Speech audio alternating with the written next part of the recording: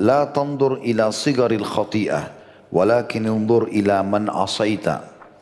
Jangan melihat kecilnya dosa, tapi lihatlah kepada siapa kau bermaksiat.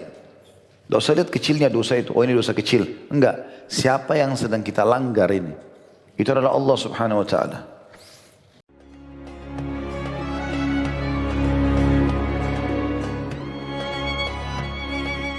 Assalamualaikum warahmatullahi wabarakatuh.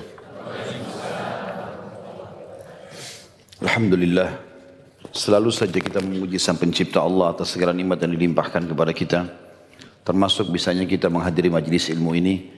Semoga Allah subhanahu wa ta'ala ikhlaskan niat kita dan juga dijadikan ini sebagai tambahan amal kita pada hari kiamat, dan semoga menjadi penyebab bersihnya seluruh dosa-dosa yang pernah kita lakukan. Dan kita selalu mengucapkan Alhamdulillah ala kulli hal, segala puji bagi Allah dalam setiap keadaan kita. Dan juga kita panjatkan salam hormat kita kepada manusia terbaik yang telah membawa kepada kita hukum halal haramnya Allah, sehingga kita tahu mana panduan hidup, mana yang diperintahkan, mana yang dibolehkan, mana yang dilarang. Dan juga Allah subhanahu wa ta'ala memerintahkan kita untuk mengucapkan salam hormat kepadanya dan dijadikan ibadah dan pendekatan diri kepada Allah, serta dibalas satu kali salam hormat ini dengan 10 kali karunia atau rahmat.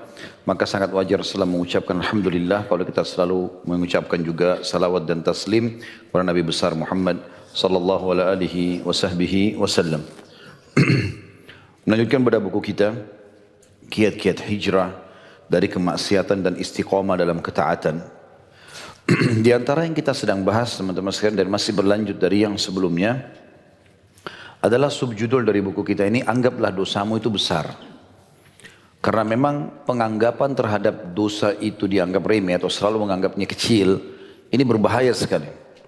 Bermula dari situ akhirnya kita akan terus melakukan kemaksiatan kepada Allah subhanahu wa ta'ala. Sementara kemaksiatan itu pasti dimulai dengan ketakutan dan kekhawatiran.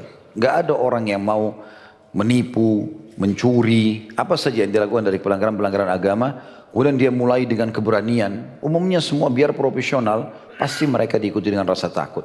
Dimulai dengan ketakutan. Juga akan diakhiri dengan penyesalan. Umumnya semua dengan penyesalan. Tapi kalau dilakukan perbuatan-perbuatan yang baik, maka dimulai dengan keikhlasan, ketulusan. Karena memang dalam ibadah kita tidak akan diterima kecuali yang ikhlas.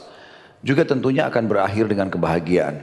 Contoh nikah sama zina berbeda sekali. Ya gitu. Contoh juga orang jujur dan juga dusta, ini beda sekali. Kalau orang nikah sama jujur akan dimulai dengan keikhlasan. Dan dia akan juga melalui suka dukanya bersama-sama. Kemudian akhirnya juga akan ada kebahagiaan. Ya. Kalau orang melakukan perbuatan-perbuatan haram dari perzinahan, dari dusta, dari segala macam, dimulai dengan ketakutan dan akan diakhiri dengan pertengkaran, ribut dan seterusnya. Ini umumnya begitu terjadi. Ya. Kalau ada orang yang sudah melakukan dengan cara yang benar, misalnya pernikahan dengan cara yang benar, tapi ternyata juga masih gagal, ini harus jadikan bahan muhasabah. Kenapa bisa terjadi? Introspeksi diri sangat penting. Apakah dia yang salah atau pasangannya yang salah? Rumah tangga itu akan selalu langgeng kalau syaratnya, ya ini kata kuncinya sebenarnya. Kunci masuk dalam rumah tangga itu adalah mengejar pahala dan surga dari pasangan. Indah sekali rumah tangga itu kalau seandainya suami istri saling berlomba-lomba mencari pahala dari pasangannya. Habis belanja bulanan misalnya, si suami ngangkat kresek belanjaan, istrinya pun ikut sambil mengatakan biarkan saya, karena ingin mengejar pahala di situ. Di pikiran dia, pahala apa lagi yang saya bisa dapatkan dari pasangan saya ini? Anak dari orang tua dari anak, teman dari teman. Bagaimana dia selalu mengejar pahala dari orang-orang yang ada di sekitarnya. Kebahagiaan akan kita dapatkan di situ. Tetapi kalau kita memulai sesuatu yang baik itu dengan keraguan-raguan, kecurigaan, bahkan tidak pernah berpikir untuk meraih pahala, maka itu akan menghancurkan semuanya. Akan hancur, tidak ada nilainya. Karena orang akan berpikir, saya akan bertahan sama pasangan ini selama dia masih punya duit, saya akan bertahan sama teman ini sementara dia masih punya kedudukan, dan seterusnya. Islam menyuruh kita untuk menjalin hubungan ukhuwah kepada semua orang. Kita tidak beda dengan kapitalis. Kapitalis itu begitu kenalan yang ditanya pertama, kerjaanmu apa, pendapatanmu berapa. Begitu setara dengan dia jadi temannya. Kalau begitu dia kenalkan diri ternyata gorengan, penjual gorengan, dia tidak akan berkenalan. Padahal Islam mengajarkan kita berteman sama semua orang. Innamal mu'minuna ikhwah. Semua orang beriman adalah bersaudara. Yang kaya diajak partner bisnis, yang miskin dijadikan sebagai ajang untuk bersedekah dan berkegiatan sosial. Bahkan kata Nabi SAW, innama turzakuna li fuqaraikum. Kalian diberikan rezeki justru karena orang-orang miskin di antara kalian. Teman-teman sekalian, Umar bin Khattab berkata, ini statement yang terakhir sempat kita membahasnya ya.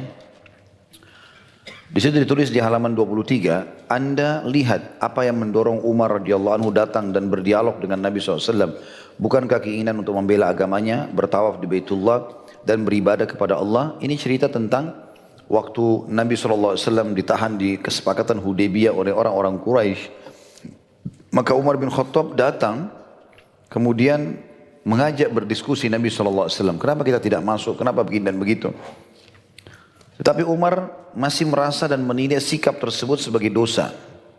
Karena itu dia bersungguh-sungguh dalam beramal soleh yang akan dapat menghapus dosanya itu. Dia radhiyallahu anhu mengatakan, karena kesalahan itu saya melakukan berbagai amalan. Dalam riwayat Ibnu Ishaq disebutkan, Umar mengatakan, aku senantiasa bersedekah, berpuasa, sholat, dan memerdekakan budak karena apa yang pernah kulakukan waktu itu. Dalam arti kata Umar menganggap walaupun Nabi sudah maafkan, itu adalah sebuah kesalahan besar. Makin kita menganggap besar pelanggaran itu, maka makin jauh kita untuk mengulanginya kembali. Penganggapan remeh terhadap dosa itu akan memudahkan kita untuk mengulangi lagi dan terusnya. Sementara kalau kita mengulangi dosa-dosa itu pasti akan sulit kita untuk ya memperbaiki diri kita karena terjun dalam kesalahan terus-menerus, dan otomatis akan banyak sekali rezeki Allah Subhanahu wa taala yang tertahan. Figur Umar ini memang perlu jadi pelajarannya. Karena orang yang sangat luar biasa. Abdullah bin Mas'ud berkata radhiyallahu anhu, belajarlah dari orang-orang yang sudah mendahului kalian, maksudnya para sahabat Nabi. Mereka hidup di zaman Nabi, mereka jadi sahabat Nabi, wahyu turun kepada mereka sampai mereka meninggal dalam keadaan Islam. Karena mereka sudah bisa menjadi pelajaran. Mereka istiqamah dalam ketaatan kepada Allah itu.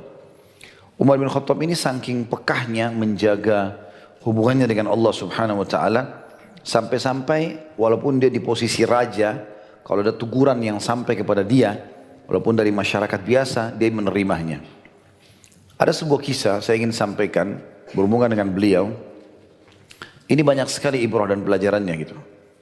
Pelajarannya bisa bagaimana pemimpin itu bisa menerima masukan dari masyarakatnya. Pelajaran juga bagaimana seseorang muslim tidak boleh memata-matai saudaranya yang berbuat dosa. Pelajaran juga bagaimana orang yang ditegur pada saat dia melanggar agama dia bisa menerima. Pelajaran juga bagaimana seseorang itu sengaja tidak mengekspos kesalahan orang lain. Banyak sekali ibrah. Umar bin Khattab pernah, atau sering, bukan pernah, memang sering dia setiap malam keliling kota Madinah untuk mencari apakah masih ada masyarakat yang butuh dengan dia gitu. Dia terus saja keluar keliling nyari sampai banyak kasus yang ditemukan. Ada pernah ditemukan ibu janda punya anak 3 sudah 3 hari nggak makan, akhirnya dia masakkan. Ada pernah seorang Arab Badui menancapkan kemahnya, kemudian istrinya mau melahirkan, lalu dia panggil istrinya yang pada saat itu ratu. Umar bin Khattab panggil istrinya untuk membantu wanita Badui tersebut yang tidak dikenal pada saat itu, hanya mampir di Madinah untuk melahirkan. Dan tidak waktu itu tidak ada medsos kayak kita sekarang, tidak ada kamera yang memfotonya, tidak ada, dan tengah malam nggak ada yang tahu. Yang mengekspos berita ini, kebaikan ini hanya si Badui tadi yang dibantu. Sampai istrinya melahirkan, yang bantu adalah Raja Muslimin dengan Ratu Muslimin di malam hari. Satu waktu Umar bin Khattab pernah berjalan, ini yang saya ingin titik beratkan kisahnya. Beliau keliling-keliling bersama Abdullah bin Mas'ud waktu itu, seorang sahabat Nabi yang lain, Ridwanullahi alaihim.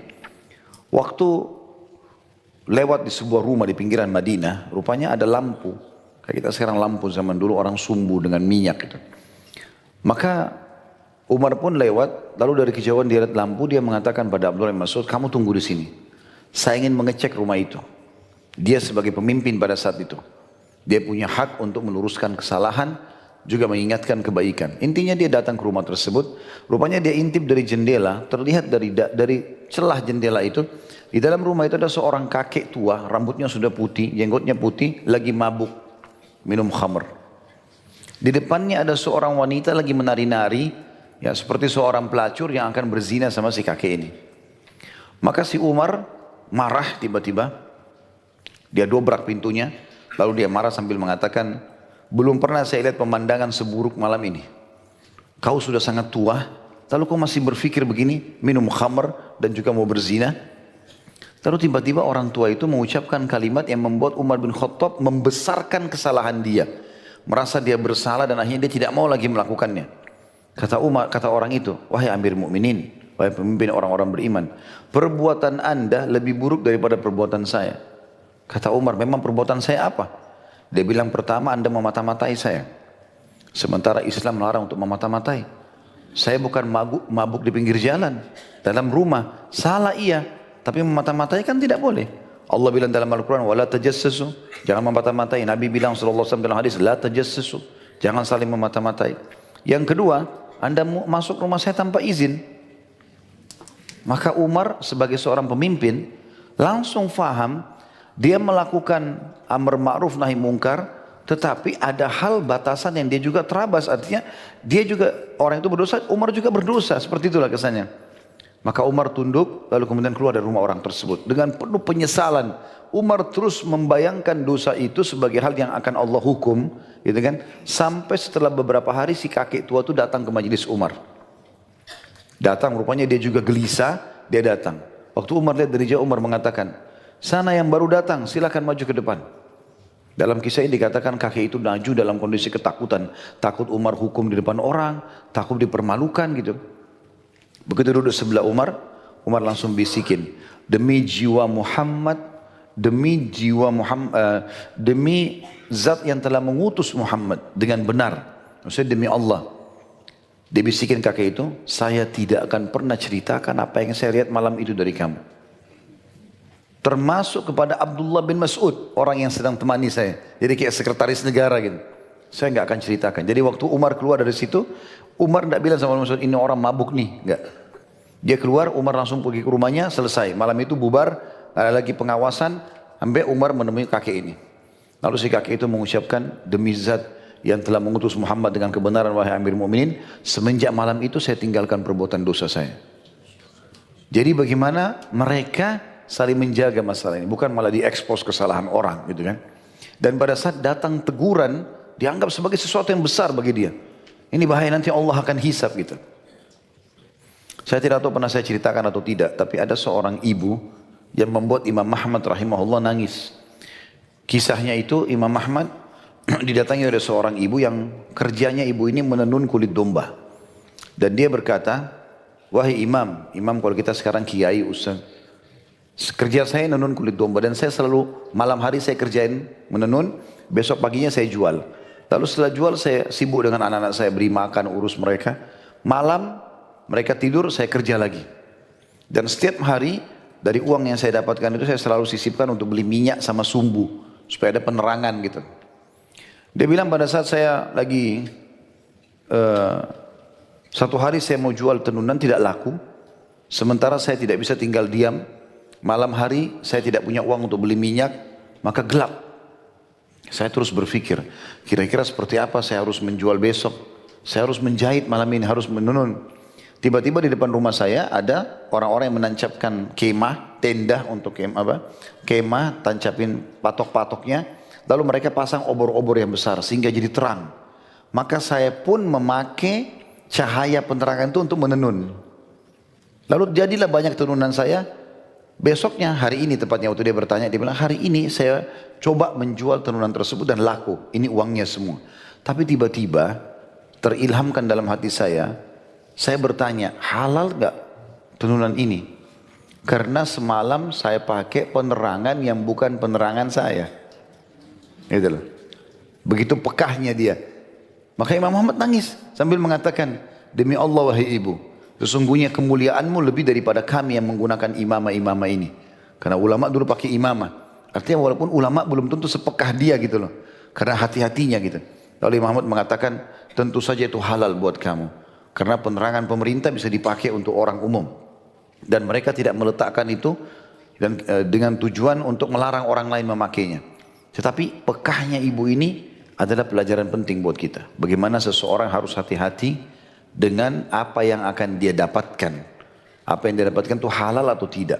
Ya, kalau tidak walaupun kecil, dia akan menjadikannya sebagai hal yang besar. Dalam hadis Bukhari Muslim disebutkan, kata Nabi SAW, siapa yang pernah kami pekerjakan Kemudian dia menyembunyikan sesuatu dari pekerjaan itu. Walaupun hanya seperti sebuah jarum, ya, maka dia akan datang hari kiamat mempertanggungjawabkan sepotong jarum itu. Gitu kan? Maka ada seseorang dari Ansar berdiri mengatakan, "Ya Rasulullah, saya pernah Anda tugaskan. Saya sekarang mau serahkan urusan saya kepada Anda. Saya mau kembalikan." Kata Nabi SAW, "Ada apa denganmu? Ya, kenapa kok tiba-tiba kau ngomong gini?" Ternyata dia punya sesuatu orang ini. Mungkin dia pernah ambil sesuatu.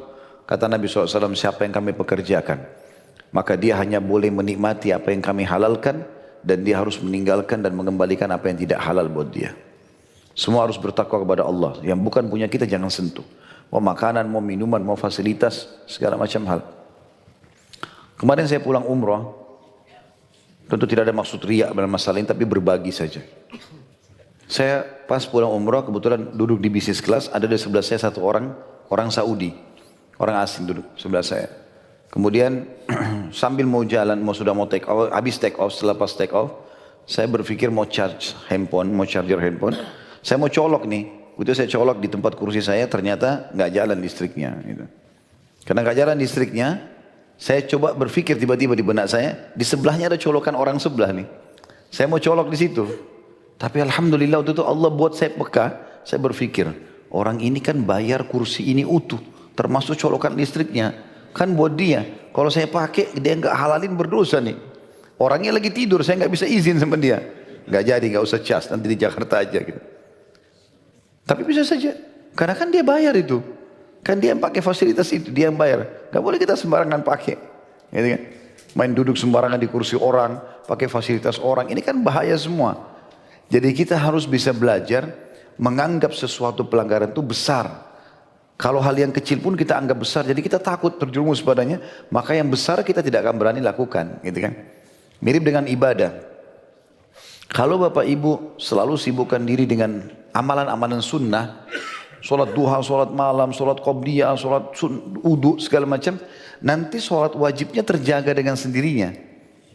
Karena yang sunnah aja dikerjain, yang wajib pasti akan terdorong untuk kita kerjakan. Beda dengan orang cuma paskan dirinya dengan yang wajib, sunnahnya bisa ditinggalkan. Ya, seperti itu kalau lawan pemahamannya dalam masalah ibadah tentunya. Al-Hafidh Ibnu Hajar, saya lanjutkan bacaannya. Bagian pegang buku masih di halaman 23. Al-Hafidh Ibnu Hajar, Al-Hafidh maksudnya seorang ulama ya. Dia hafidh itu maksudnya dia diberikan julukan ini kalau orang itu banyak hafalan hadisnya, hafalan ayat Al-Quran, dia ulama besar, diistilahkan dengan Al-Hafidh. Ibnu Hajar nama seorang ulama, rahimahullah beliau berkata, sesungguhnya dia melakukan amalan-amalan tersebut hanya karena hal ini. Karena kalau tidak karena itu, maka seluruh yang muncul darinya adalah termaafkan. Bahkan mendapatkan pahala karena dia berijtihad di dalamnya. Jika demikian sikap mereka dalam apa yang mereka ijtihadkan, lalu bagaimana halnya dengan orang yang betul-betul melakukan kemaksiatan dengan terang-terangan? Maksudnya Ibnu Hajar mengatakan, sebenarnya Umar waktu tanya Nabi SAW di kasus Hudaybiyah, "Ya Rasulullah, kenapa kita tidak serang saja?" gitu kan? Itu sebenarnya hanya untuk bertanya, tujuannya supaya faham kenapa Nabi enggak lakukan gitu kan? Supaya dapat jawaban. Itu aja sudah cukup Umar anggap dosa besar bagi dia. Maka kata Ibnu Hajar, ini hanya ijtihad. Tapi sudah cukup membuat para salafus salih dulu, dan karena sahabat tabi'in mereka pekah. Oh ini salah nih. Itu cuma sekedar bertanya sama Nabi gitu kan. Apalagi kata beliau kalau orang dasarnya melakukan dosa itu terang-terangan. Dia tahu lalu sengaja dilakukan sama dia. Walaupun tentu rahmat Allah sangat luas ya. Dan saya perlu sampaikan teman-teman sekalian.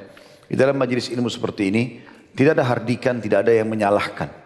Kalau ada di antara yang kami sampaikan Bapak Ibu, oh iya, ternyata saya nih misalnya pernah lakukan, ya itu Allah yang berikan peringatan karena saya tidak kenal Bapak Ibu siapa gitu.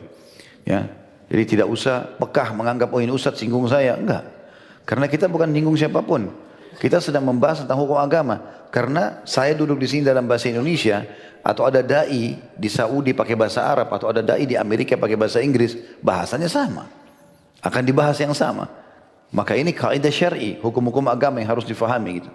Bagaimana kita pekah menangkap pesan-pesan itu, dan kita harus yakin teman-teman, Allah Subhanahu wa taala kalau memudahkan seorang hamba mengucapkan istighfar dengan lisannya, berarti Allah sedang mau mengampuni dia. Allah kalau memudahkan seseorang itu untuk tergerak salat, puasa, Allah ingin menerima itu dari dia. Sebagaimana juga Allah gerakkan Bapak Ibu hadir dalam majelis ini, itu juga karena Allah menginginkan Bapak Ibu memahami masalah ini. Maka kita lihat setelah belajar ke depan, kita nggak akan lihat sekarang ke belakang. Masa lalu kalau salah istighfar kepada Allah. Sekarang setelah belajar, ke depannya diterapkan, itu yang dimaksudkan dalam majelis ilmu itu. Kata beliau Abdullah bin Amr bin As radhiyallahu anhuma, Abdullah sahabat, Amr bin As sahabat juga, mengilustrasikan jika seorang mukmin ketika melakukan kesalahan dia mengatakan la nafsul mu'min ashaddu irtikaban atau irtiqadan la nafsul mu'mini ashaddu irtikadan minal khati'ati minal usfuri hina yugzafu bih. Sungguh jiwa orang beriman itu lebih tergoncang karena melakukan kesalahan dibandingkan burung ketika ia dilempar. Ini disebutkan oleh Ibnu Mubarak dalam kitab Zuhud beliau di halaman 72. Artinya bahasa ini pekah ya. Beliau mau mengatakan orang mukmin itu kalau buat dosa walaupun kecil itu lebih bergoncang jiwanya dan ketakutan daripada burung yang kena panahan atau lemparan. Ya, bagaimana dia goncang sehingga jatuh, begitulah orang-orang beriman. Kata beliau, mudah-mudahan Anda dengan saya sama-sama memahami bahwa terdapat perbedaan antara pandangan Abdullah bin Amr radhiyallahu anhu terhadap dosa dengan pandangan kita terhadap dosa. Ada kalanya pandangan seseorang tertuju pada kecilnya kesalahan. Bilal bin Sa'ad mengingatkan perilaku ini. Dia berkata, la tandur ila sigaril khati'ah, walakin undur ila man asaita.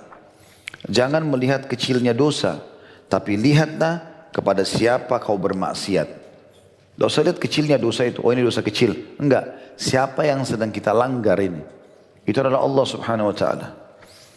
Ada hal penting juga teman-teman ya. Kalau kita membiasakan diri, menyibukkan diri dengan ketaatan kepada Allah SWT, makin kita terus galang kerjakan setiap hari kebaikan-kebaikan itu, maka makin pekah keimanan kita. Nanti kita akan sampai pada level sangat pekah sekali terhadap apapun yang Allah sampaikan. Begitu sebut tentang surga, kita rindu dan menangis. Begitu sebut tentang neraka, kita nangis, kita takut dan khawatir masuk ke dalamnya. Sampai pada tingkat kita kalau sholat kayak nggak mau berhenti sholat itu, rasanya nyaman kalau sholat. Kalau baca Quran tanggung nih, sayang, tambah selesai satu surah lagi tambah lagi zikir diajak ngomong sebentar, telepon pun bunyi nggak dijawab. Terus saja begitu akan meningkat level keimanan sampai kita akhirnya sudah membenci namanya kemaksiatan. Dan itu akan terjadi kalau selama Bapak Ibu tidak membuka lagi pintu-pintu dosa.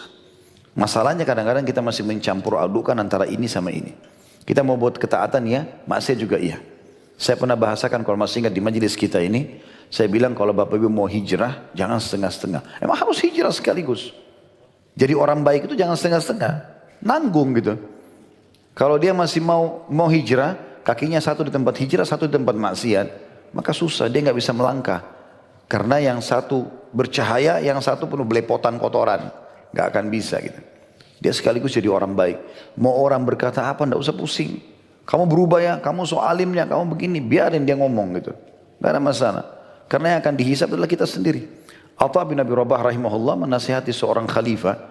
Pada saat dia mau pulang dari istana itu, tentu ada kisahnya panjang, tapi dia mengatakan, waktu khalifah bilang, apa, ada lagi yang anda mau sampaikan? Kata beliau, ada Amirul Mukminin. Sambil berdiri, dia menghadap ke mukanya raja sambil mengatakan, ingat wahai Amirul Mukminin, anda lahir di muka bumi ini sendirian. Anda juga berbuat amal Anda sendirian. Anda juga akan meninggal sendirian. Anda juga nanti akan dibangkitkan dan dihisab oleh Allah sendirian. Ingat, gak akan ada gunanya semua ada di sekitar Anda ini. Pujiankah ataupun hardikan. Masalahnya adalah hubungan kita sama Allah SWT. Teman-teman kalau lagi hadapi masalah apapun, mudah-mudahan di sini tidak ada yang hadapi masalah, tapi kalau ada yang hadapi masalah teman-teman, yang jadikan bahan muhasabah pertama adalah hubungan kita sama Allah. Enggak usah cari tahu dengan manusia, enggak ada gunanya. Karena kita sama manusia ini enggak selesai-selesai. Kita kantor yang ini, kantor yang sana, kantor enggak selesai-selesai. Wudu, sholat 2 rakaat, taubat kepada Allah. Selesai. Insya Allah lihat hasilnya. Setiap hari rutinkan beberapa hari akan lihat hasilnya. Hati kita akan plong. Kalau kita benar Allah akan benarkan kita. Allah punya cara membongkar kesalahan orang lain. Dan kalau kita salah pun kita jadikan bahan muhasabah, kesempatan. Lebih baik dihisab di sini daripada dihisab di akhirat kan gitu. Jadi harus begitu. Berubah ya berubah gitu. Jangan setengah-setengah. Saya pernah bilang itu. Kalau kita masih campur adukan tidak akan ada kenikmatan keduanya. Sholat nggak khusyuk karena memang dia masih buka pintu gosip, dia masih buka pintu riba, dia masih buka pintu ini. Jadi nggak bakal bisa ketemu. Ini seperti minyak sama air, nggak bisa ketemu. Dikatakan, adapun Sulaiman bin Hubaib rahimahullah mengatakan, Inna Allah idza arada bi abdihi khairan ja'ala al-ithma wabila, fa idza arada bi abdihi syarran khaddara lah. Sesungguhnya apabila Allah menghendaki kebaikan pada hambanya, maka dia-nya besar kata ganti Allah, menjadikan dosa itu suatu yang buruk di matanya. Dan apabila dia Allah menghendaki keburukan pada hambanya, dia membuatnya indah di matanya. Disebutkan juga oleh Mubarak dalam kitab Az-Zuhud halaman 70. Kalau ada yang bertanya begini, Ustaz, apakah memang Allah akan memandu orang kepada keburukan? Jawabannya iya. Kalau memang Allah dengan keluasan ilmunya sudah tahu orang ini akan jadi buruk. Contoh kasus Fir'aun misalnya. Fir'aun itu didakwahi oleh Nabi Musa AS lebih dari 10 tahun. Hampir setiap saat didatangi. Hai Fir'aun, jangan aku Tuhan, jangan aku gini. Banyak tanda-tanda kebesaran Allah. Dan tanda-tanda besar. Sungai Nil berubah dari air menjadi darah. Mereka lihat itu. Dan uniknya kalau Bani Israel mau minum, jadi air. Kalau pengikut suku Kipti, Fir'aun mau minum, jadi darah. Dan mereka musyawarah, mereka cari jalan, tidak dapat solusinya. Enggak ada solusi. Terakhir ada satu orang bilang, kita minta sama Musa saja. Mungkin Tuhannya Musa bisa. Maka mereka minta pada Musa, Nabi Musa di depan mereka, karena mereka janji mau beriman, angkat tangan, Allah hilangkan. Berubah, darah itu menjadi air lagi. Ternyata mereka enggak beriman, kufur lagi kepada Allah. Allah datangkan lagi pada saat itu, ya kata satu negeri Mesir penuh. Gitu kan? Sama lagi kasusnya. Minta lagi, mereka sudah sampai mentok, gak bisa lagi dapat jalan keluar. Minta lagi kepada Musa. Musa berdosa lagi sama Allah. Tapi dengan mereka janji, mereka akan beriman. Ternyata mereka dusta lagi. Ya mereka sendiri mau begitu, mereka dustakan gitu. Kemudian datang lagi belalang, Allah datangkan. Gitu kan? Penuh belalang, habis semua hasil panennya mereka. Mereka berusaha matikan belalang sini, gak bisa. Minta lagi pada Musa, depan mata mereka. Berdoa lagi kepada Allah, hilangkan lagi belalang. Ternyata masih tetap saja kufur. Akhirnya Allah sesatkan Fir'aun itu. Gitu kan? Karena memang dasarnya memang dia tidak mau beriman. Ya. Ada hal yang perlu digarisbawahi teman-teman sekalian. Yang paling berpengaruh dalam jiwa kita adalah diri kita sendiri. Ya. Saya mau tanya, yang goda kita siapa? Syaitan. Yang pimpin syaitan siapa? Iblis. Kenapa ragu jawab? Iblis. Baik, saya mau tanya, waktu Allah suruh malaikat sujud kepada Adam, Iblis gak mau sujud. Siapa yang goda Iblis? Nah, dirinya sendiri. Iblis kan waktu itu tidak ada yang goda. Dia sekalian goda anak Adam, gitu kan? Jadi sebenarnya dalam diri kita itu ada potensi baik, ada potensi buruk. Allah bilang fa'alhamaha fujurah wa taqwa. Ada fujur, ada potensi berbuat dosa, ada takwa, potensi berbuat kebaikan. Nah, kalau kita lagi mau buat sesuatu, kayak tadi misalnya Bapak Ibu menghadir majelis begini, ini dalam jiwa kita gejolak nih, hadir gak ya? Hadir ketakwaannya yang bergejolak. Gak usah hadirlah gini-gini, itu adalah fujurnya. Sekarang dia cenderung pada apa? Syaitan cuma nunggangi itu. Oh, ini sekarang dia mau buat kebaikan. Syaitan coba, gak usah lah, gak usah sholat, gak usah kesana, gak usah gini. Dia coba tunggangi potensi fujur kita. Tapi dia gak bisa buat apa-apa. Kalau kita nolak, enggak, saya tetap mau hadir. Kayak Bapak Ibu tadi hadir. Ya sudah, dia gak bisa buat apa-apa gitu. Makanya Allah bilang, inna kaida syaitani kana dhaifa. Syaitan itu lemah. Gak bisa buat apa-apa. Kalau syaitan kuat seperti dibayangkan oleh sebagian orang, kira-kira masih bisa duduk di sini majelis ilmu? Masih bisa sholat? Bisa haji sama umrah? Gak bisa. Tapi potensi diri kita itu, makanya kita harus membentuknya, kita harus mengontrol itu. Itu yang paling berat sebenarnya, gitu kan? Jadi kita tinggal mengikuti kecenderungan saja. Syaitan hanya menunggangi, jadi jangan menyalahkan syaitan, gitu kan? Makanya wajar iblis itu bilang, Allah ceritakan nanti pada hari kiamat, naudzubillah, iblis akan khutbah di neraka. Saran saya jangan dengar khutbahnya. Di sini dengarin sekarang apa yang Allah sampaikan. Di sana tidak usah, karena semua ahli neraka yang dengar. Allah bilang itu ya dalam Al-Quran. Kata Nabi SAW, Allah akan keluarkan nanti tiang yang besar dari tengah-tengah neraka. Semua penghuni neraka lihat, di situ iblis diikat. Lalu dia bilang dalam firman Allah, Innallaha wa'adakum wa'adal haq. Sesungguhnya Allah sudah janji kalian janji yang benar. Salat dapat ini, puasa dapat ini, zakat dapat ini, dijanjikan semua. Itu benar semuanya. Gitu kan? Wa wa'adtukum, saya juga janji-janji kalian. Jangan buat, tak usah begini, begini, begini segala macam. Fa akhlaftukum, tapi saya nipu kalian. Gitu. Ma ana bimusrikhikum wa ma antum bimusrikhi. Kalian tidak bisa tolong saya tidak bisa tolong kalian. Gitu kan? Lalu kurang ajarnya iblis, dia mengatakan apa? Saya cuma panggil kalian. Kalian mau ikuti saya. Fala talumu anfusakum, fala talumuni walumu anfusakum. Jangan kalian salahkan saya, salahkan diri kalian sendiri. Jadi iblis cuma nunggangi itu. Nggak bisa buat apa-apa sebenarnya. Jadi kita sebenarnya harus yang kontrol diri kita sendiri. Selanjutnya dikatakan, menganggap remeh suatu dosa adalah sesuatu yang besar bagi Al-Auza'i. Al-Auza'i nama orang ya. Dia mengatakan, kana yuqalu minal kabair ay ya'mal ar-rajulu dzamba yahtakiruhu. Dikatakan termasuk dosa besar adalah apabila seseorang melakukan dosa kecil tapi dia anggap remeh. Ini disebutkan oleh Al-Baihaqi dalam kitab Syu'abul Iman di nomor 7153. Jadi artinya kepekaan para salafus saleh dari sahabat dari tabi'in. Auza ini seorang generasi awal dari generasi tabi'in atau tabi'in, dia tekankan masalah itu. Artinya termasuk dosa besar yang banyak orang tidak faham adalah dia buat dosa kecil sambil dianggap remeh. Terus sebenarnya harus dianggap itu sesuatu yang besar.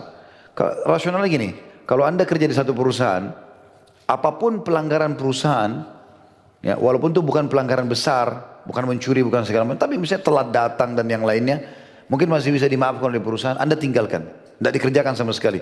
Selalu yang dikerjakan perintah-perintah saja yang ada. Pasti prestasinya naik di perusahaan. Otomatis.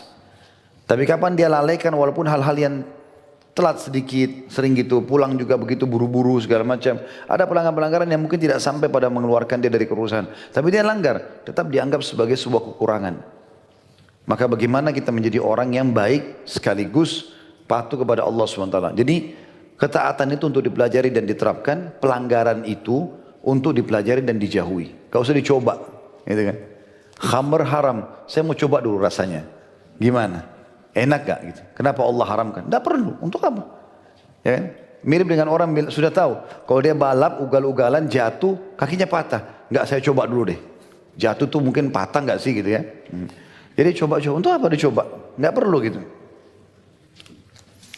Dia juga mengatakan Al-Auza'i, al-israru ay ya'mal ar-rajulu dzamba fayahtakirah atau fayahtakirahu. Terus menerus melakukan dosa adalah seseorang melakukan dosa dan menganggapnya remeh. Ini sama, tapi satu hadis satu riwayat setelahnya, bukan satu hadis satu riwayat setelahnya di nomor 7154. Al-Baihaqi sebutkan dalam Syu'abul Iman. Kata penulis, saudaraku yang mulia, menganggap besar suatu dosa bagi orang yang melakukan dosa akan melahirkan istighfar, taubat, tangisan, penyesalan dan rengekan kepada Allah yang Maha Suci dan Maha Pemurah dengan doa dan permohonan kepadanya agar dirinya dibebaskan dari keburukan dan akibat buruk dosa tersebut. Semua itu menjadi faktor kuat yang memungkinkan pelaku dosa tersebut dapat mengalahkan syahwatnya dan menguasai hawa nafsunya. Adapun mereka yang menganggap remeh dosa, mereka merasa menyesal dan bertekad untuk bertaubat. Tetapi tekad tersebut tekad yang sangat lemah, yang mudah lenyap di hadapan tarikan-tarikan kemaksiatan. Artinya bagaimana seseorang menanamkan kepekaan itu, dan kalau sudah peka teman-teman, memang betul-betul kita kayak terbentengi ya dari dosa itu. Kalau sudah sering kita buat ketaatan, lama-lama kita jadi benci kemaksiatan, lama-lama mau jerumus saya sedikit nggak mau, kayak ya, berat nggak usah deh, nggak usah, sering gitu. Tapi kapan seseorang menerabas itu, sudah nggak apa-apa deh, saya kerjain nanti gampang, saya tobat. Udah dia buka itu berbahaya.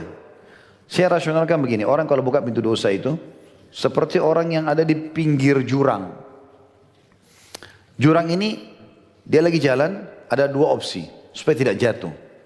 Dia berhenti, ada dua opsi yang bisa terjadi. Bisa dia berhenti supaya tidak jatuh ke lubang, ke jurang, atau dia coba-coba ngetes kakinya. Kalau saya jatuh sakit nggak ya misalnya? Maka dia coba. Cuma dua opsi. dia berhenti atau dia menjerumuskan dirinya. Tapi masalahnya dosa itu seperti jurang tadi. Kalau Bapak Ibu sudah satu kali terjerumus saja dalam jurang itu, maka untuk naik ke atas butuh perjuangan.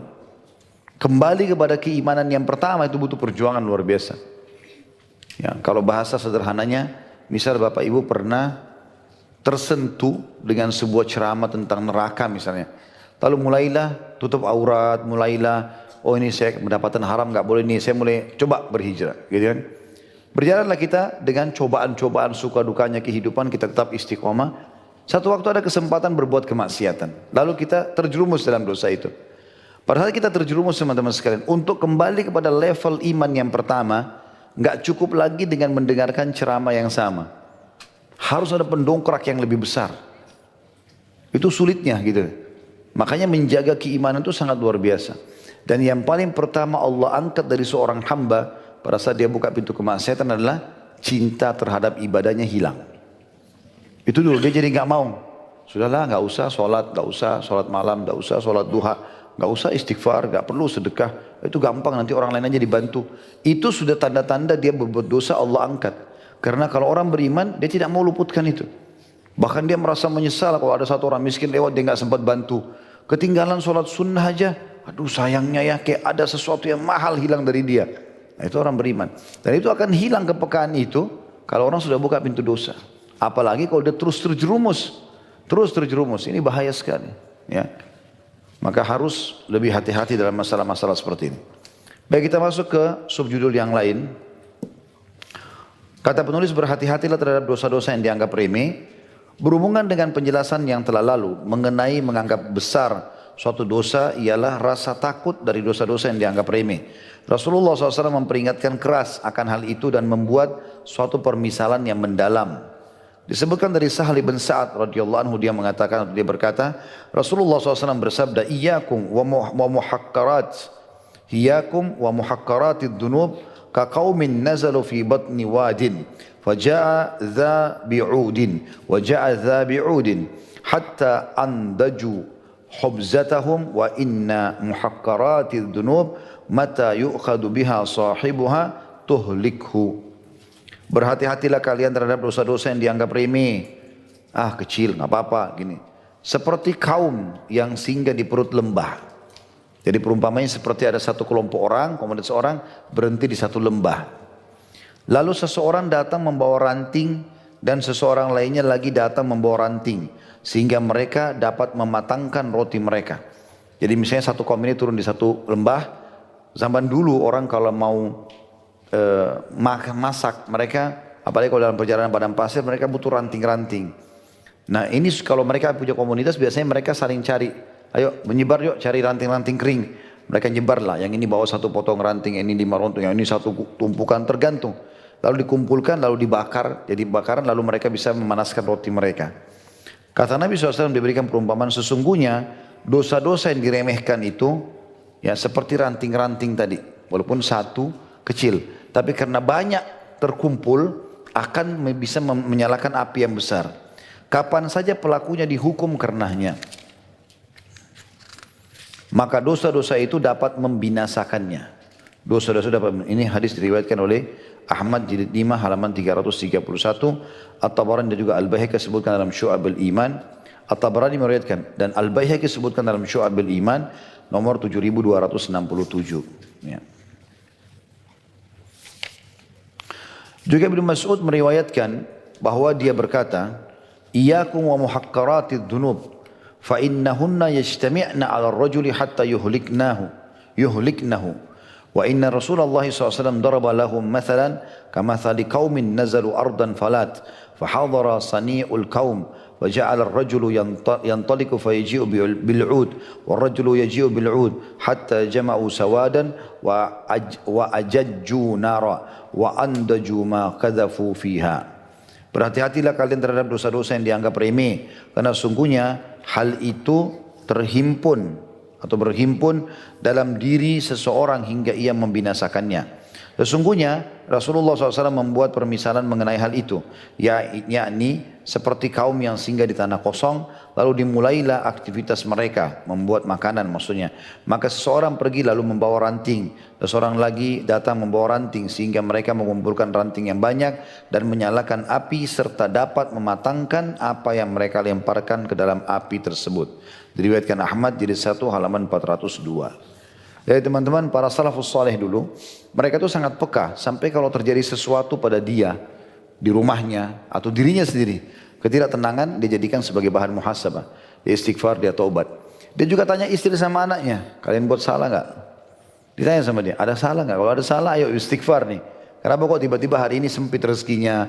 Kenapa tiba-tiba hari sumpek? Kenapa begini dan begitu? Dia jadikan bahan muhasabah. Mereka lakukan itu. Saya tahu ada satu orang hafid Quran di Jakarta, kasusnya terjadi di Indonesia. Orangnya Masya Allah hafalannya bagus gitu. Bercerita tentang keadaannya gitu. Dia bilang setiap hari dia murajaah berapa juz sampai selesai. Dalam 3 hari, 4 hari selesai 30 juz gitu. Terus dimurajaah sama dia. Satu waktu dia mengulang sekian juz hilang hafalannya. Dia coba hafal, ulangi, nggak bisa. Pegang Quran, lupa. Ada apa nih? Dia jadikan bahan muhasabah, istighfar, taubat. Tapi dia coba sambil berpikir, dosa apa ya?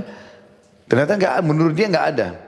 Dia tanya istrinya, ada dosa yang kau buat di rumah? Enggak ada. Ya saya seperti aktivitas sekarang. Apa yang salah? Direntet sama dia. Pekerjaannya? Enggak ada yang salah. Seperti biasa pekerjaannya. Kok bisa tiba-tiba hafalan hilang nih? Sekian tahun dihafal, hilang dalam hitungan 1-2 hari. Sekian juz. Terus saja dia muhasabah cari tahu masalah di rumahnya sampai dia tanya bumbu masakan istrinya. Dia tanya, ada bumbu masakan yang kau ganti? Kata istrinya ada. Jadi rupanya ada bumbu masakan, dia tidak sebutkan juga mereknya. Ya, dan tidak penting buat kita sebenarnya itu. Ya. Dan nanti akhirnya terjadi pemboikotan. Tapi yang jelas dia bilang, ada. Terus suaminya bilang, kalau gitu mulai sekarang kau kembali ke bumbu yang lalu.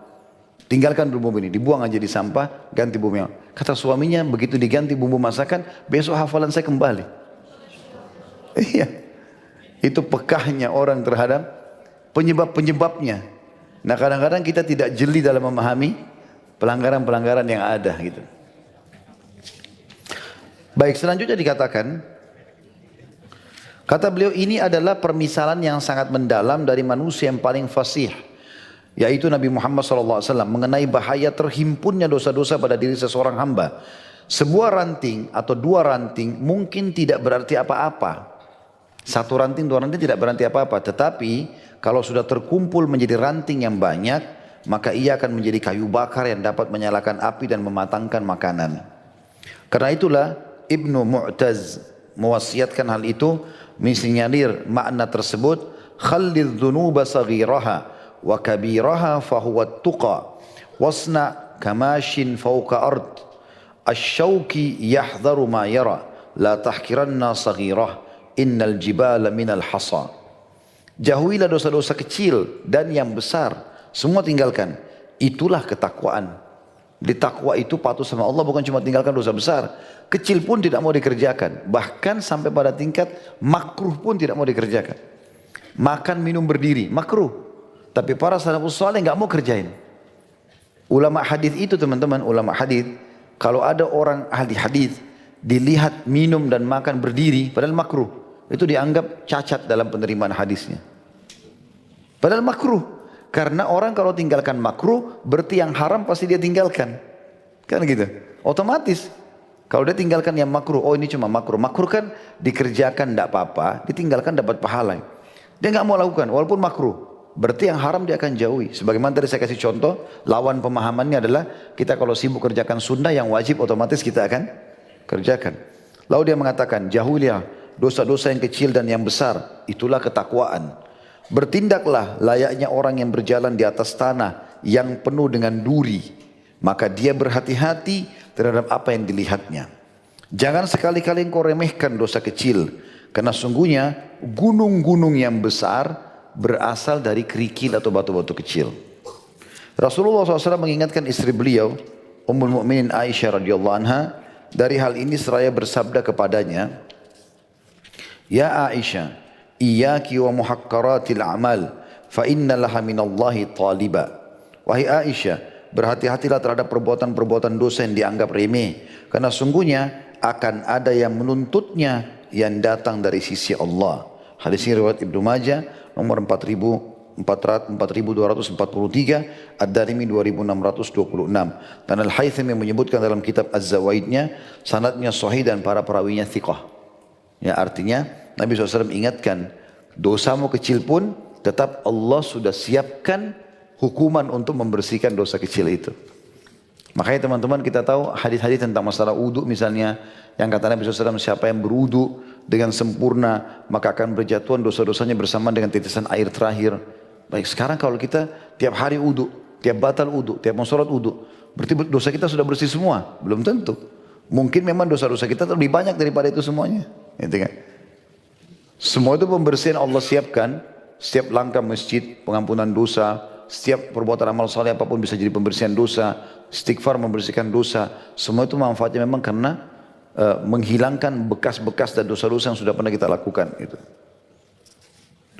Begitu juga hadis Amr ibn al-Ahwas radhiyallahu anhu, dia berkata, sami'tu Rasulullah SAW yaqul fi hajjatil wada' linnas, ayyu yawmin hadha, ala wa inna syaitana kad aisa an yu'bada fi biladikum abada, walakin satakunu lahu ta'atun fima tahtakiruna min a'malikum fasayarda bihi.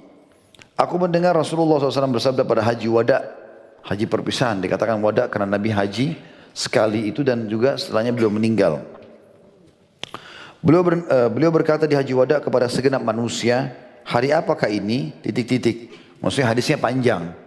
Ya, tapi di sini penulis tidak angkat itu karena bahasanya panjang pesan Nabi waktu itu. Tapi ada yang ingin beliau titik beratkan. Salah satu potongan sabda Nabi adalah, setelah titik-titik ketahuilah, sesungguhnya syaitan telah berputus asa untuk bisa disembah di negeri kalian ini selama-lamanya. Maksudnya Jazirah Arab, terutama Mekah. Mekah nggak bakalan ada lagi berhala disembah gitu. Tetapi akan ada ketaatan kepadanya dalam amalan yang kalian anggap remeh, maka dia akan merasa puas dengan hal itu. Ya, kata ulama hadis seperti gosip, fitnah, caci maki, menganggap remeh orang lain, semua itu dianggap remeh oleh orang-orang kan? Ah, nggak masalah kok. Memang dia lebih rendah dari saya, memang dia lebih bodoh, memang begini dan begitu. Maka itu sudah cukup membuat syaitan puas, karena memang itu adalah dosa yang besar di sisi Allah Subhanahu wa taala. Kita masih ingat hadis yang saya sampaikan ya. Riba ada 73 tingkatan. Tingkat terendahnya seperti orang berzina dengan ibunya sendiri. Tingkat tertingginya seperti orang setara dengan orang mencoreng kehormatan seorang muslim. Jadi gosipin orang, ya, cari-cari kesalahan orang dan segala macam, itu ya, sudah lebih berat daripada zina 73 kali dengan ibu sendiri. Ya. Jadi nggak boleh masuk-masuk ke alam orang. Makanya makin kita tidak tahu tentang informasi orang makin bagus. Siapapun itu. Mau suami, mau istri, yang kita tahu benar depan mata, kita perbaiki. Yang salah nggak usah dikorek-korek. Yang salah kita luruskan. Yang kita tidak tahu nggak usah dikorek-korek. Saya ulangi ya. Jadi yang benar kita dukung, yang salah kita luruskan. Yang kita tidak tahu nggak usah dikorek. Tugas kita jadi suami, jadi istri, jadi sahabat, jadi guru, jadi atasan, jadi pegawai, hanya sampai ajal datang. Pertahankan itu baik-baik. Kalau di sini Bapak Ibu Masya Allah sudah punya anak-anak kecil, perhatikan mereka. Salah satu tanda kematian kita adanya anak-anak itu. Karena dengan adanya anak berarti sudah ada generasi yang akan menggantikan kita. Sebagaimana dulu kita kecil, orang tua kita juga sudah datang pada tanda kematian. Jadi jangan terus-menerus lalai ini, gitu kan? Semua akan ada pertanggungjawabannya itu. Kata beliau, banyak sekali wasiat dari generasi salaf umat ini yang memperingatkan dosa-dosa yang dianggap remeh dan menjelaskan bahayanya terhadap seseorang.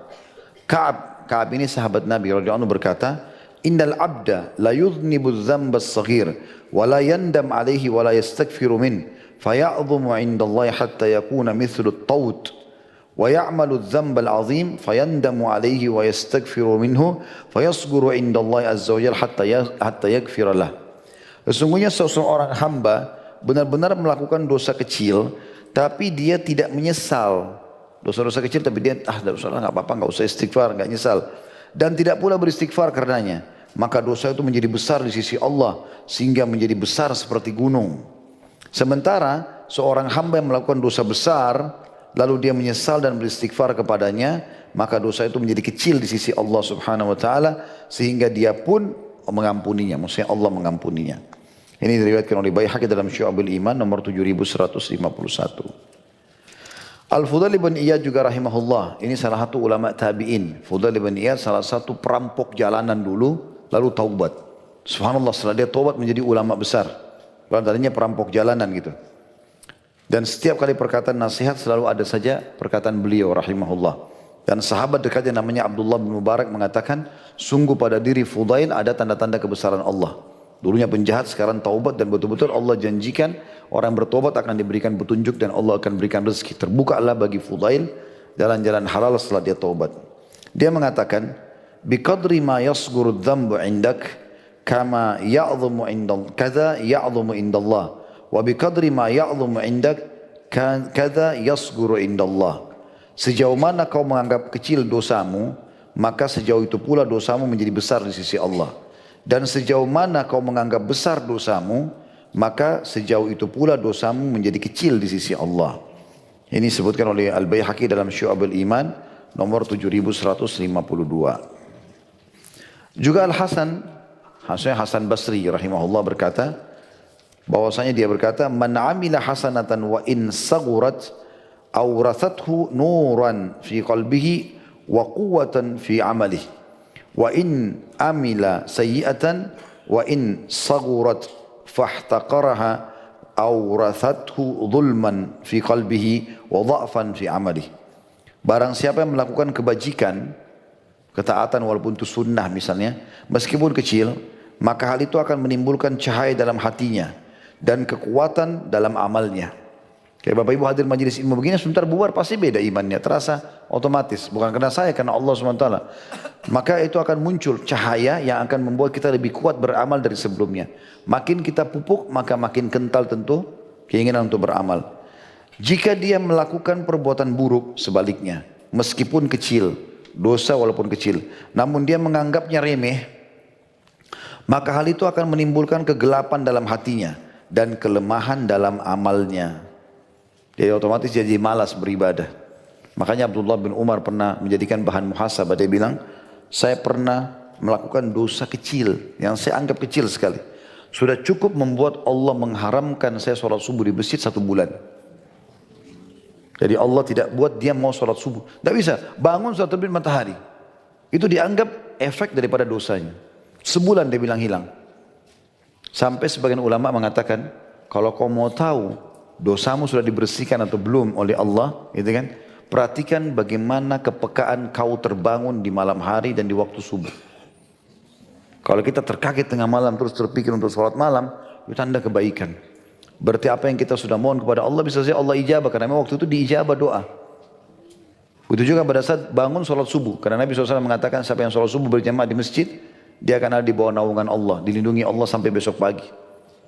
Tolak ukurnya itu, Abdullah bin Umar jadikan tolak ukur sholatnya. Ternyata dengan buat dosa kecil 1 bulan gak bisa sholat di masjid. Allah haramkan dari ketaatan itu.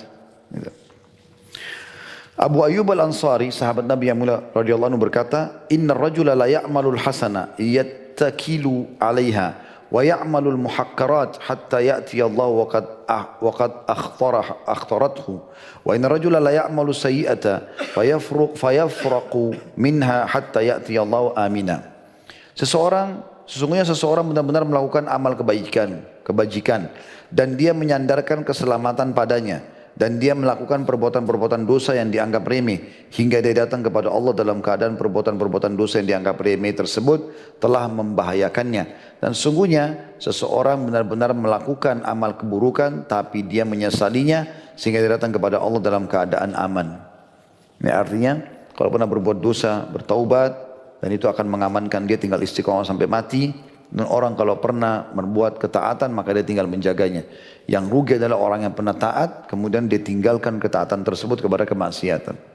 Ya, ini sayang sekali gitu. Juga salah satu teman-teman harus diperhatikan ya, kalau antum sudah hijrah, sudah mulai mau menjadi orang baik, ini jangan lupa komunitas penting. Komunitas penting. Ingat selalu itu komunitas. Kita manusia makhluk sensitif. Ya. Sehebat apapun kita anggap iman kita, kapan tetap kita pada komunitas yang buruk, ini bahaya sekali. Saya pernah ceritain enggak kisah Uqbah bin Abi Mu'aid? Sudah? Selalu belum? Benar belum? Enggak tahu siapa Uqbah bin Abi Mu'aid? Rugi benar. Harus tahu siapa orang ini. Sebagian ulama mengatakan ini orang yang paling bodoh di dunia gitu. Ini orang teman dekatnya Nabi Muhammad SAW dari kecil.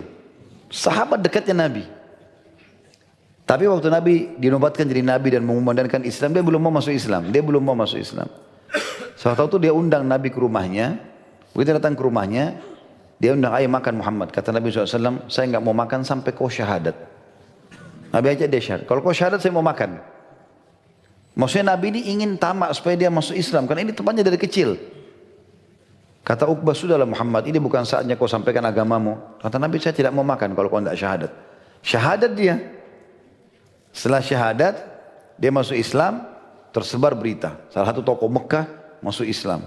Rupanya si Uqbah ini punya sahabat. Saya lupa, kalau tidak salah Umayyah bin Khalaf. Salah satu orang kafir gitu. Atau Abu Jahal. Salah satunya. Lalu dia mengatakan, hai Uqbah, kau sudah tinggalkan agama nenek moyangmu?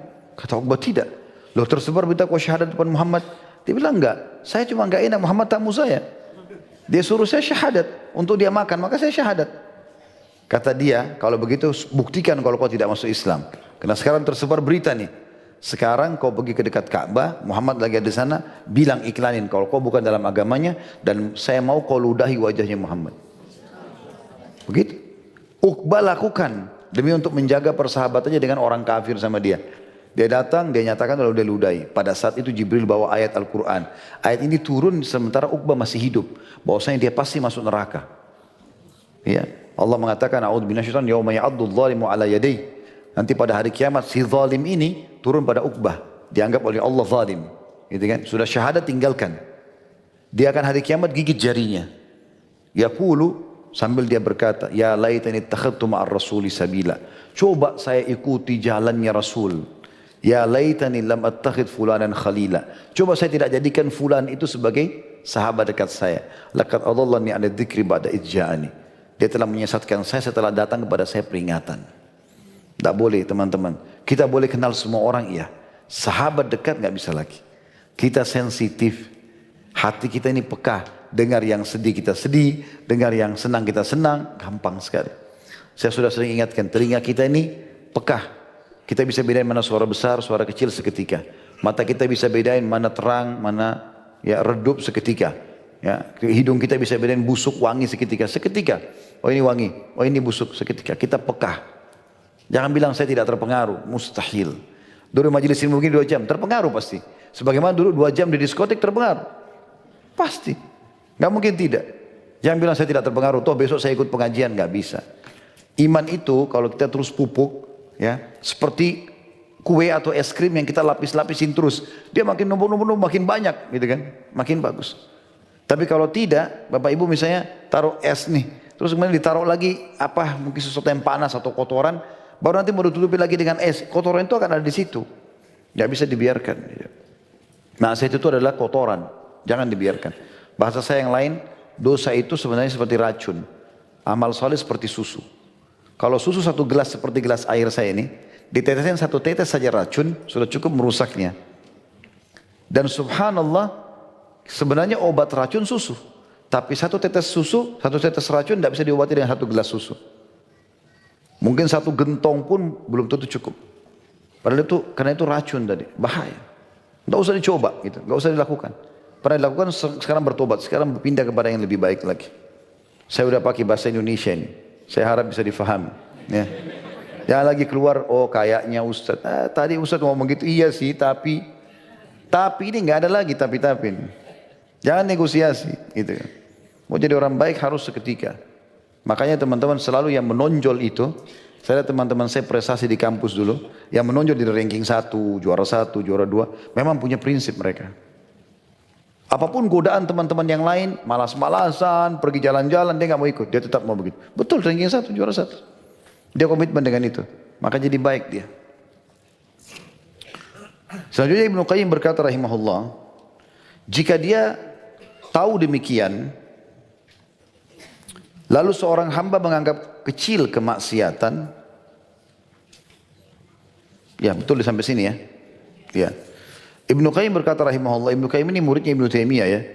Dia berkata jika dia tahu demikian lalu seorang hamba menganggap remeh atau menganggap kecil kemaksiatan tersebut, itu berarti kelancangan terhadap Allah, tidak mengetahui kedudukan siapa yang dia maksiati dan haknya. N-nya besar kata ganti Allah, itu tidak lain adalah perlawanan. Karena jika dia menganggap kecil dan sedikit kemaksiatan tersebut, maka perkara kemaksiatan itu kecil baginya dan ringan dalam hatinya. Dan ini adalah salah satu bentuk perlawanan. Oleh karena itu saudaraku yang mulia, kata beliau, betapa banyak perkataan yang kita ucapkan yang tidak kita fikirkan akibatnya, yang isinya berkisar antara mengolok-olok sama muslim, mencibirnya dan melecehkan kehormatannya, atau kata-kata yang tidak benar. Ditambah lagi pandangan yang liar, tidak sempurna dalam mengerjakan kewajiban yang tidak kita pedulikan. Demikianlah sehingga melahirkan air bah yang dahsyat. Setelah itu kita bertanya, mengapa hati kita keras? Ya. Saya lanjutkan dengan satu subjudul lagi insyaAllah. Masalah berhati-hatilah dari mujahara atau terang-terangan berbuat dosa. Karena ini saya lihat masih connect bahasannya. Nanti insyaAllah setelah itu baru ada bahasan tentang masalah taubat yang tulus dan jujur. Kata penulis di sini, sebagaimana halnya ketaatan itu berbeda-beda, tingkatan dan derajatnya, tergantung amal itu sendiri, pelakunya, waktunya, dan apakah dilakukan secara tersembunyi atau terang-terangan. Demikian pula kemaksiatan. Satu kemaksiatan yang sama, balasan dan dosanya pun berbeda-beda. Tergantung pelakunya, kemuliaan waktu, tepat, dan juga apakah dilakukan secara terang-terangan atau tersembunyi. Jadi misalnya gini, kita sholat di Mekah, 100.000 pahala. Beda dengan sholat di Indonesia, otomatis itu. Berarti kan sama kasusnya, kita sholat duhur di Mekah, sholat duhur sama-sama judulnya sholat duhur, tapi pahalanya beda, karena ada kemuliaan tempat, gitu kan. Begitu juga dengan masalah orang yang bersedekah. Beda orang yang bersedekah, dia tidak punya lagi uang kecuali itu, dengan orang yang banyak uang tapi dia bersedekah, beda pahalanya. Karena pernah ada sahabat bawa 1 dirham, ditaruh di atas meja, di atas lantai masjid, dia mengatakan, ya Rasulullah, ini karena Allah. Yang satu bawa 100 atau 1000 dirham. Ini ya Rasulullah karena Allah. Kata Nabi SAW, Allahu Akbar, Allah Maha Besar. 1 dirham mengalahkan pahalanya ini. 100 atau 1000 dirham tadi. Kata para sahabat, ya Rasulullah, bagaimana kami memahami itu? Kata Nabi SAW, yang menyumbang 1 dirham, enggak punya kecuali itu. Maka Allah catat dia pahalanya, ya, dengan kemahamurahan Allah tentunya, Allah catat pahalanya seperti bersedekah seluruh hartanya. Sementara orang yang punya tadi 100.000 dirham itu, punya banyak harta, yang nilainya ini tidak seberapa gitu. Di sini ada perbedaan, judulnya sama-sama sedekah. Tapi ternyata yang satu sedekah walaupun kecil di mata manusia, tapi karena dia mengeluarkan semua yang dia miliki, walaupun kecil maka besar di mata Allah Subhanahu wa taala. Seperti itulah. Jadi ada kepekaan-kepekaan dalam penilaian tempat, waktu dan seterusnya. Begitu juga dengan dosa ya. Beda kalau kita buat dosa sini sama buat dosa di Mekah. Beda. Kita buat dosa di Madinah misalnya, di wilayah haram, beda dosanya gitu. Itu dikatakan dalam paragraf pertama ini. Kata beliau, nas-nas syariat telah menunjukkan bahwa kemaksiatan ditutupi oleh pelakunya lebih ringan dosanya daripada orang-orang yang dibeberkan atau membeberkannya. Sama juga kalau kita buat dosa, kalau ada orang buat dosa lalu antara dia sama Allah. Berzina dosa besar, baik dia lakukan, tapi dia tutup antara dia sama Allah. Dia enggak mau lakukan. Maksudnya dia enggak mau expose itu. Dia saja sama Allah, tutupin. Beda dengan orang yang sudah buat dosa, dia beberkan lagi. Sampai kata Nabi SAW, semua umatku dimaafkan kecuali al-mujahirun. Orang yang sengaja mengekspos dosanya. Ada orang begitu, minum khamar dosa. Dia ekspos lagi di medsosnya dia.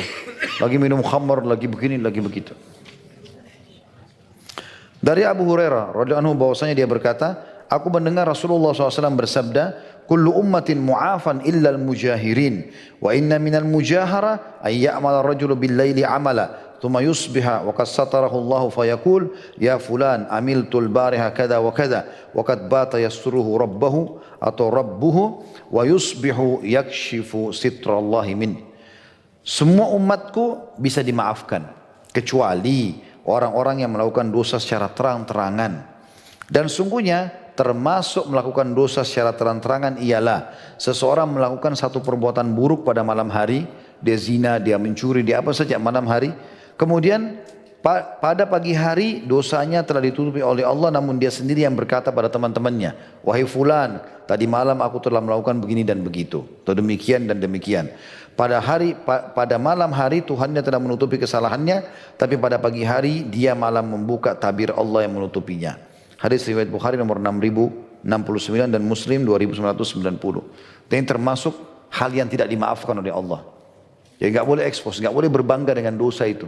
Selalu kita merasa salah itu dan kita tutupi antara kita sama Allah SWT. Jangan pernah ceritakan orang.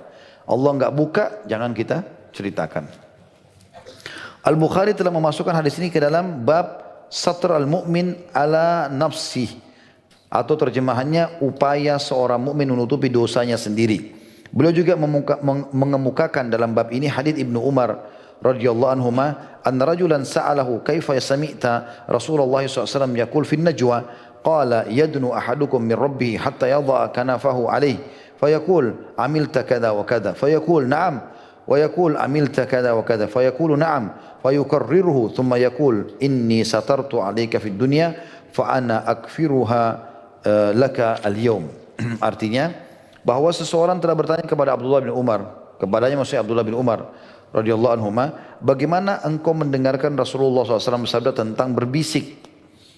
Maksudnya ada hadis bahwasanya Allah akan berbisik dengan hambanya pada hari kiamat, atau berbicara dengan hambanya gitu kan. Maka orang ini mau tanya, apa yang dimaksud dengan Allah akan berbicara atau berbisik dengan hambanya?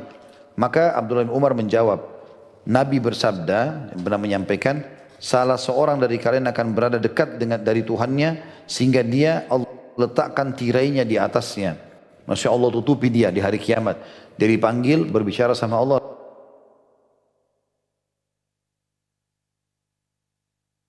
Demikian. Dia menjawab benar. Lalu dia bertanya, kamu telah melakukan demikian dan demikian.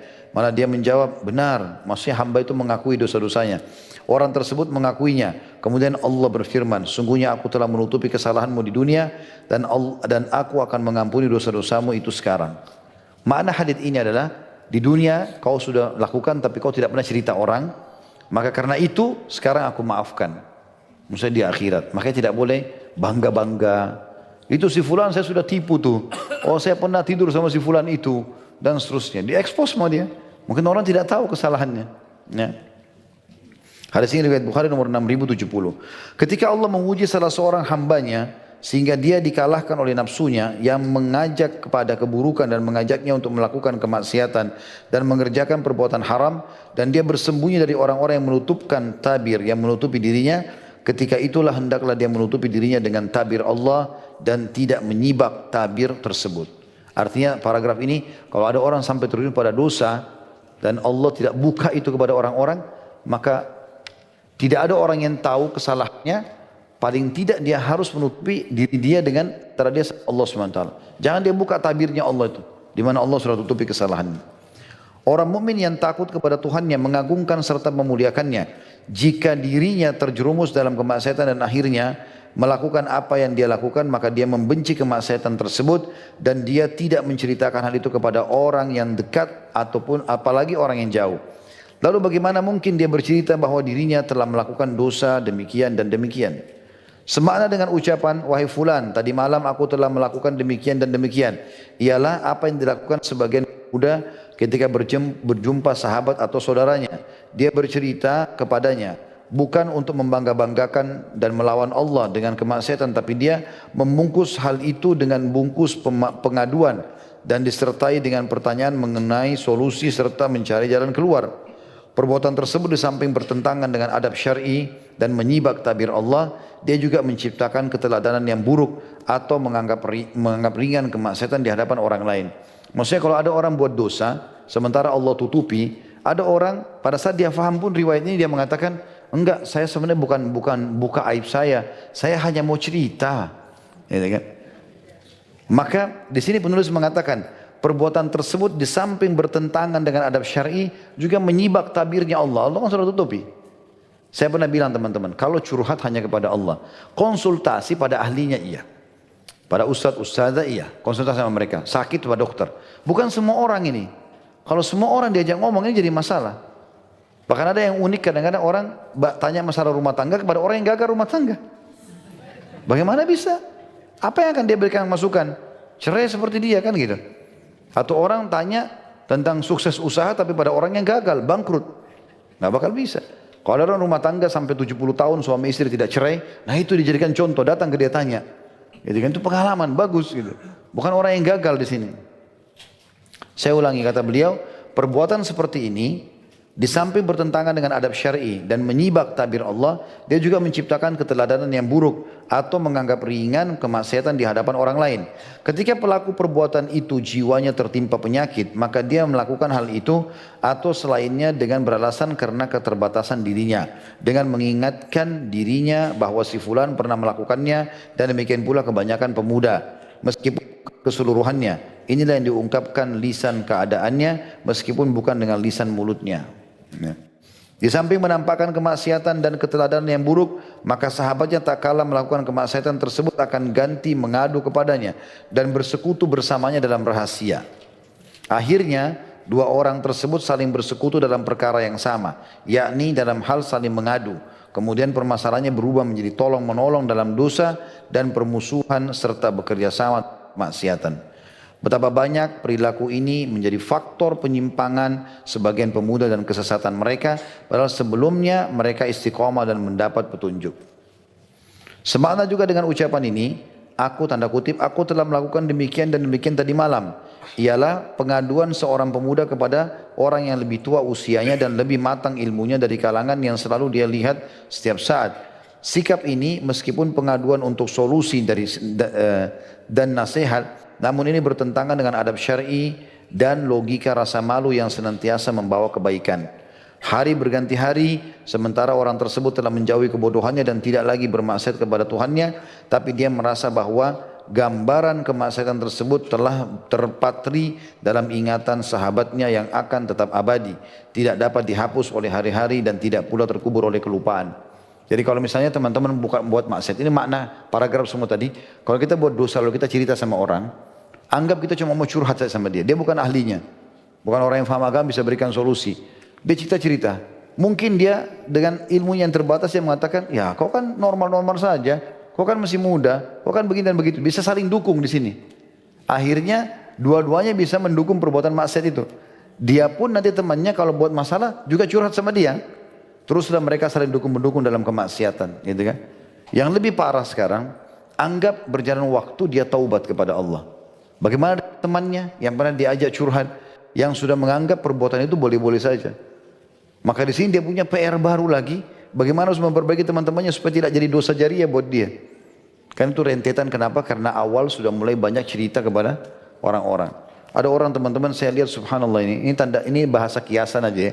Dia lewat seperti tanpa pakaian udah. Semua orang tahu apa masalah dia. Karena semua orang diceritakan sama dia. Walaupun dia bilang, saya mau cerita tentang rumah tangga saya, tapi jangan cerita orang lain ya. Ini juga jangan cerita orang lain. Ini juga jangan cerita. Semua orang diceritain. Lalu dia jalan seperti tanpa pakaian. Orang semua tahu masalahnya. Satu waktu dia baikan sama pasangannya malu sendiri. Orang semua tahu, oh si fulan bukan yang ribut itu hari. Misal contoh. Karena itu kata beliau, ada bimbingan nabawi yang mulia, maksudnya Nabi SAW. Dalam hadits Ibnu Umar radhiyallahu anhuma, "Ijtanibu hadhil kadurat allati naha Allah anha, faman alamma falyastatir bi sitrillah wal yatub ila Allah, fa innahu may yubdi lana safhatahu nukim alaihi kitabullah." Jauhilah kotoran atau kemaksiatan. Nabi gambarkan dosa maksiat itu dengan kotoran. Jauhilah kotoran atau kemaksiatan dilarang Allah. Barang siapa yang terkena olehnya, terjerumus dalam dosa apapun itu, hendaklah dia menutupi dirinya dengan tabir Allah antara dia sama Tuhannya, jangan ekspos. Dan hendaklah dia bertobat kepada Allah, karena sungguhnya barang siapa yang menampakkan kepada kami lembaran kesalahannya, maka pasti kami tegakkan kitab Allah terhadapnya. Dalam kitab atau riwayat Al-Hakim jilid 4 halaman 425. Jadi maksudnya Nabi SAW ingatkan, dalam Islam itu begini teman-teman, kalau orang kepergok buat dosa, di saat itu kalau berdiri tegaknya hujjah, ada saksi segala macam, baru ditegakkan hukum. Kalau tidak tegak padanya hujjah, misal seseorang pernah berzina dulu, dia pernah mabuk, nggak ada yang tahu. Nggak ada dalam Islam datang kepada ustaz atau kiai, saya pernah zina, bersihkan saya, lakukan ini, lakukan itu. Nggak ada. Antara bapak ibu sama Allah. Kalau itu kiai dan ustaz juga faham, dia kalau ditanya, saya pernah punya masa lalu kelam misalnya. Udah, dia akan mengatakan taubat nasuha kepada Allah, ini syaratnya, kerjakan. Selebihnya sibuk dengan amal soleh. Dia nggak akan tanya, kenapa kau lakukan, di mana kau lakukan, dan segala macam. Nggak ada. Gitu kan. Juga riwayat lain dari Ubadah bin Samit radhiyallahu anhu, seseorang yang ikut serta dalam perang Badar dan salah satu pemimpin dalam Baiat Aqabah, bahwa Rasulullah SAW bersabda sementara di sekelilingnya terdapat segolongan sahabat beliau, "Bai'uni ala alla tusyriku billahi syai'a wa la tasriku wa la taznu wa la taqtulu awladakum wa la ta'tu bi buhtanin taftarunahu baina aydikum wa arjulikum wa la ta'su fi ma'ruf wa man wafa minkum fa ajru 'ala Allah wa man asaba min dhalika syai'an fa uqiba bid dunya bihi fa huwa kafaratun lah wa man asaba min dhalika syai'an thumma satarahu Allah fa huwa ila Allah insyaallahu afa anhu wa insya aqabahu fabaya'nahu ala dhalik." Kata sahabat yang mulia ini, Nabi SAW pernah bersabda kepada kami semua di baiat. Baiat itu janji setia yang diambil di Mekah sebelum hijrah ke Madinah. Pernah ada janji setia Nabi ambil dari para sahabat supaya mereka betul-betul beriman, komitmen dengan imannya dan juga hidup mati di atas agama Islam ini. Maka kata Nabi, berbaiatlah kepadaku, janji sekarang, bahwasanya kalian tidak akan menyekutukan sesuatu pun dengan Allah. Allah murni, memohon kepadanya tidak boleh ada sekutu. Gak ada jimat, gak ada batu, gak ada pohon keramat. Ada apa-apa minta sama Allah langsung. Tidak ada mencuri, tidak akan berzina, tidak akan membunuh anak-anak kalian. Nah, ini termasuk aborsi ya. Tidak akan melakukan kedustaan yang kalian lakukan di antara kedua tangan dan kaki kalian. Kalian kalau sudah buat, akui, selesai. Jangan terus berdusta. Dan tidak akan membangkang dalam kebajikan. Barang siapa yang menepatinya dari kalian, maka pahalanya di sisi Allah. Dan barang siapa yang melakukan sesuatu dari hal itu, lalu dia dihukum di dunia karenanya, maka itu adalah tebusan baginya. Maksudnya kalau ada orang buat dosa, Allah datangkan hukumannya, dia sakit, ditipu orang, segala macam, maka sudah menjadi pembersihan atas dosa-dosanya.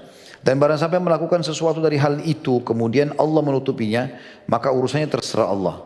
Jika Allah berkehendak, maka Allah akan memaafkannya, dan jika dia berkehendak, maka dia akan menghukumnya. Lalu Ubadah berkata, radhiyallahu anhu, maka kami membaiat beliau di atas hal itu. Hadis riwayat Bukhari nomor 18. Ya. Ini namanya potongan hadis terakhir ini namanya tahta masyiah, di bawah naungan Allah. Jadi kalau Allah mau, Allah maafkan. Kalau Allah mau, Allah siksa ya. Jadi pemahaman kita ahli sunnah wal jamaah, semua orang yang berbuat maksiat selama bukan kafir, maka tidak bisa langsung kita vonis ke neraka. Dia masih di bawah masyiahnya Allah. Allah memaafkan, Allah hukum. Seperti itulah. Adapun riwayat mengenai kedatangan sebagian sahabat Nabi kepada beliau guna mengadukan perbuatan dosa yang mereka lakukan, maka itu sifatnya khusus. Sedangkan kaidah adalah sebaliknya. Kemudian nampak dari redaksi sebagian peristiwa itu bahwa orang yang mengadu itu ada kalanya tidak tahu bahwa dia dapat bertaubat atau bertanya mengenai kafara dan apa yang menjadi konsekuensinya. Bahkan dalam sebagian peristiwa tersebut para sahabat mengingkari perbuatan orang yang bertanya itu dan memerintahkannya agar dia menutupi kesalahannya, yang menunjukkan bahwa ini adalah prinsip yang bersifat tetap di kalangan mereka. Sementara yang keluar dari prinsip tersebut, maka itu bersifat khusus dan tidak mempengaruhi kaidah yang umum. Jadi maksudnya, ada kan kasus, kalau Bapak Ibu pernah dengar, ada sahabat Nabi pernah datang mengadu, "Ya Rasulullah, saya pernah mencium seorang wanita." Ada yang mengatakan, "Ya Rasulullah, saya pernah berzina. Ya Rasulullah, saya pernah mabuk." Gini gitu. Nah, kasus ini adalah kasus-kasus pribadi. Bukan dijadikan sebagai tolok ukur. Bukan berarti kita bilang sahabat aja pernah ngaku sama Nabi kok, berarti kita juga bisa ngaku sama ustadz atau kiai. Enggak, bukan itu. Karena ini kasuistik terjadi kata beliau, terbatas sekali.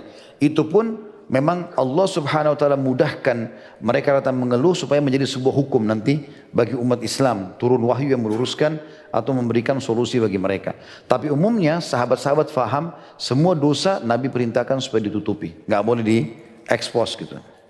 Dua paragraf terakhir, sebaliknya tak kala seorang pemuda diuji dengan kemaksiatan, hendaklah dia menutupi dirinya dengan tabir Allah dan berusaha sekuat tenaga untuk meninggalkan kemaksiatan tersebut. Ketika dia merasa kesulitan dan butuh orang yang dapat membantunya dan menerangi jalannya, barulah dia bertanya kepada orang yang tidak mengenalnya, baik secara lisan, telepon maupun surat, atau kepada orang yang mengenalnya tapi tidak memiliki hubungan tertentu dengannya. atau mencari penjelasan mengenai hal itu dari para ulama, baik yang tertulis maupun rekaman.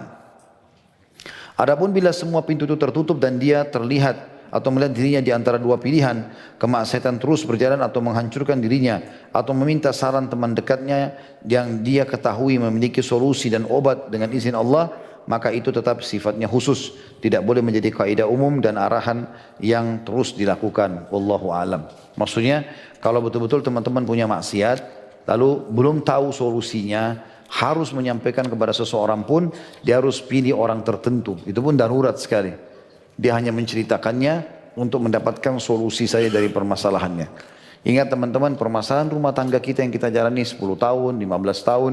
Kalau kita ceritakan pada seseorang dalam hitungan setengah jam, 1 jam, lalu dia mau kita simpulkan yang 10 tahun itu di 1 jam, dia akan kasih solusi yang 1 jam saja. Tidak akan ada kaidah yang lain, tidak ada jawaban yang lain. Karena dia akan simpulkan seperti itu. Jadi kalau kita curhat, apalagi kalau banyak kepada orang, ini tangkapnya dengan pemahaman A, ini pemahaman B, ini pemahaman C, ini pemahaman D. Makin bertumpuk di kepala dia dan tidak mendapatkan solusinya. Sekali lagi, rusaknya hubungan dengan makhluk adalah karena rusaknya hubungan sama Allah. Coba wudu, sholat, taubat kepada Allah, Allah akan perbaiki semuanya. Gak usah repot-repot habisin waktu urus dengan manusia. Muhasabah. Setelah tobat kepada Allah, ada haknya manusia, kembalikan kepada hak dia, minta maaf, selesai. Setelah itu kita perbaiki. Hanya sampai ajal datang. Itu sangat terbatas. Penyesalan selalu datang di belakang, maka hati-hatilah teman-teman sekalian. Allahu a'lam. Baik, begitu saja. Subhanakallahumma bihamdika.